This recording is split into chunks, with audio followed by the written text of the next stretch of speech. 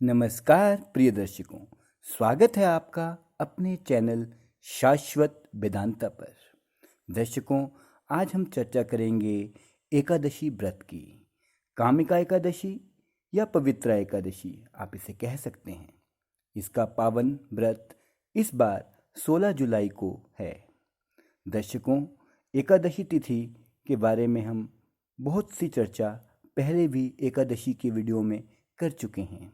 आज हम आपको बताएंगे कामिका एकादशी महात्म्य के बारे में। कुंती पुत्र धर्मराज युधिष्ठिर बोले कि हे भगवान, मैंने आषाढ़ माह के शुक्ल पक्ष की देवशयनी एकादशी का सविस्तार वर्णन सुना। अब आप मुझे श्रावण मास के कृष्ण पक्ष की एकादशी की कथा सुनाइए। उस एकादशी का नाम क्या है तथा उसकी विधि क्या है, इसमें कौन से देवता की पूजा होती है। श्री कृष्ण भगवान बोले कि हे राजन, इस एकादशी की कथा कहता हूँ, ध्यान पूर्वक सुनो। एक समय इस एकादशी की पावन कथा को भीष्म पितामह ने लोकहित के लिए नारद जी से कहा था। एक समय नारद जी ने पूछा कि हे पितामह, आज मेरी श्रावण के कृष्ण पक्ष की एकादशी की सुनने की इच्छा है, अतः आप एकादशी की व्रत कथा विधि सहित मुझे सुनाइए।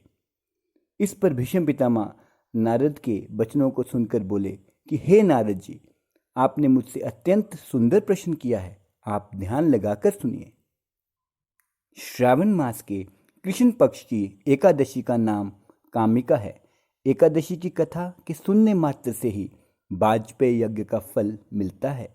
कामिका एकादशी या पवित्रा एकादशी के व्रत में शंख, चक्र, गदाधारी विष्णु भगवान की पूजा होती है। जो मनुष्य इस एकादशी को धूप, दीप, नैवेद्य आदि से भगवान श्री हरि की पूजा करते हैं, उन्हें गंगा स्नान के फल से भी बड़ा फल मिलता है। सूर्य या चंद्र ग्रहण में केदार और कुरुक्षेत्र में स्नान करने से जो पुण्य मिलता है, वह पुण्य विष्णु भगवान की भक्ति पूर्वक पूजा करने से मिल जाता है। श्री विष्णु भगवान के पूजन का फल समुद्र और वन सहित पृथ्वी दान करने और सिंह राशि वालों को गोदावरी नदी में स्नान करने से जो फल प्राप्त होता है, वह सब श्री हरि का पूजन करने से प्राप्त होता है। संसार में भगवान की पूजा का फल सबसे अधिक है। जो उत्तम द्विज श्रावण मास के कृष्ण पक्ष की कामिका एकादशी का व्रत करते हैं तथा श्री विष्णु भगवान की पूजा करते हैं, उससे समस्त देव, नाग, किन्नर, पितृ आदि की पूजा हो जाती है। इस पाप से डरने वाले व्यक्ति को विधि विधान सहित इस व्रत को अवश्य करना चाहिए। संसार सागर तथा पापों में फंसे हुए मनुष्य को इनसे छूटने के लिए कामिका एकादशी का व्रत करना चाहिए। कामिका एकादशी के व्रत से समस्त पाप नष्ट हो जाते हैं, बल्कि इस जन्म के ही नहीं, जन्म जन्मांतर के पापों का नाश हो जाता है। संसार में इससे अधिक पाप को नष्ट करने का कोई उपाय नहीं है।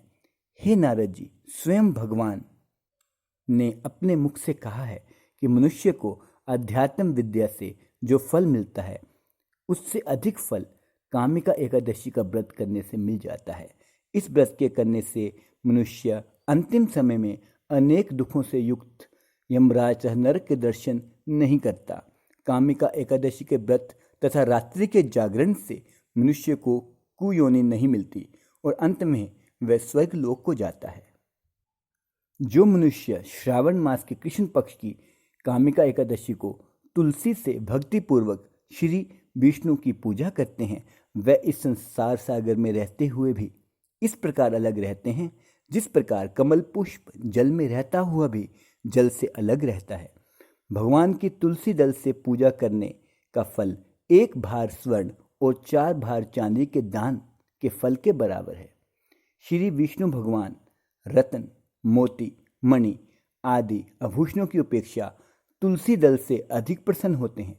जो मनुष्य भगवान की तुलसी दल से पूजा करते हैं, उनके समस्त पाप नष्ट हो जाते हैं। हे नारद जी, मैं भगवान की अत्यंत प्रिय श्री तुलसी जी को नमस्कार करता हूँ। तुलसी जी के दर्शन मात्र से मनुष्य के समस्त पाप नष्ट हो जाते हैं और शरीर के स्पर्श मात्र से मनुष्य पवित्र हो जाता है। तुलसी जी के जल में स्नान कराने से मनुष्य के समस्त यम यातनाएं नष्ट हो जाती हैं। जो मनुष्य तुलसी जी को भक्तिपूर्वक भगवान के चरण कमलों में अर्पित करता है उसे मुक्ति मिलती है।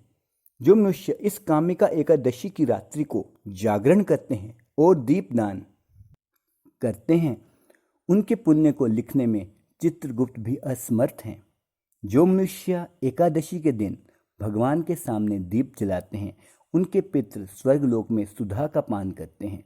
जो मनुष्य भगवान के सामने घी या तिल के तेल का दीपक जलाते हैं उनको सूर्यलोक में भी सहस्त्रों दीपकों का प्रकाश मिलता है। प्रत्येक मनुष्य को इस एकादशी का व्रत अवश्य करना चाहिए। इस व्रत के करने से ब्रह्म हत्या, ब्राह्मण हत्या आदि के समस्त पाप नष्ट होते हैं और इस लोक में सुख भोग कर अंत में विष्णु लोक को इंसान या मनुष्य प्राप्त करता है। इस कामिका एकादशी के महात्म्य के श्रवण व पठन मात्र से मनुष्य स्वर्ग को जाता है। तो प्रिय दर्शकों, इस परम पुण्यमय तिथि का लाभ आप अवश्य उठाएं। नियमावली मैं एक बार फिर कहूँगा, आप एकादशी का व्रत इस बार 16 जुलाई को अवश्य रखें। 15 जुलाई दशमी तिथि को आप एक समय भोजन करें और 16 जुलाई एकादशी वाले दिन आप निराहार रहने का प्रयास करें।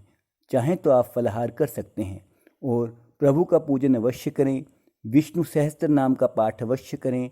ओम नमो भगवते वासुदेवाय इस मंत्र का यथाशक्ति जितना हो उस दिन अवश्य जाप करें और 17 जुलाई को इसका पारण करें।